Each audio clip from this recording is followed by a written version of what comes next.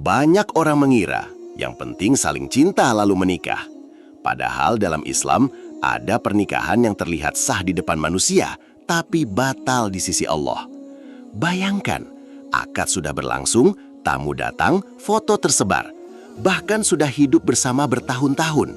Ternyata satu rukun nikah tidak terpenuhi, dan para ulama menjelaskan nikah itu bisa batal. Dalam kitab fikih dijelaskan rukun nikah ada 4. Yang pertama, ijab dan kabul. Harus jelas lafaznya. Wali mengatakan, aku nikahkan atau aku kawinkan. Lalu mempelai pria menjawab dengan jelas, aku terima nikahnya. Tidak harus bahasa Arab, yang penting jelas maknanya dan tidak ada jeda lama di antara ijab dan kabul. Rukun kedua mempelai. Wanita itu harus benar-benar halal dinikahi, tidak sedang menjadi istri orang dan tidak sedang masa iddah. Dan keduanya harus jelas, tidak boleh seperti, aku nikahkan kamu dengan salah satu anakku. Karena Islam menjaga kehormatan akad ini dengan sangat serius. Rukun ketiga, ini yang sering diremehkan, wali.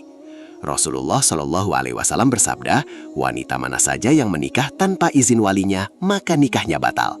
Bahkan Nabi Shallallahu Alaihi Wasallam mengulanginya sampai 3 kali.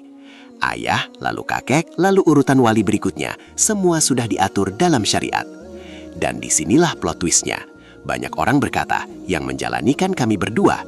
Padahal Islam mengajarkan pernikahan bukan sekedar cinta, tapi penjagaan nasab, kehormatan, dan keberkahan hidup. Karena itu, wanita tidak boleh menikahkan dirinya sendiri. Rasulullah Shallallahu Alaihi Wasallam bersabda, wanita tidak boleh menikahkan wanita lain dan tidak boleh menikahkan dirinya sendiri. Lalu rukun keempat, 2 saksi yang adil. Bukan asal ada orang, harus laki-laki, adil, bisa mendengar, memahami akad, dan layak menjadi saksi. Karena akad nikah bukan permainan.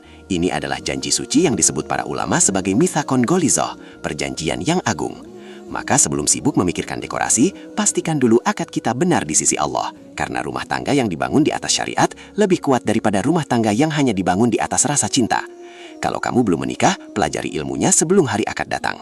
Kalau sudah menikah, cek kembali. Jangan sampai ada rukun yang terlewat. Semoga Allah menjaga rumah tangga kita dengan keberkahan dan kehalalan.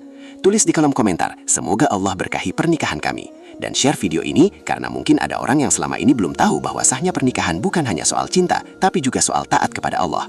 Sebab cinta tanpa syariat bisa menipu, tapi pernikahan yang dibangun karena Allah, insya Allah akan menenangkan sampai ke surga.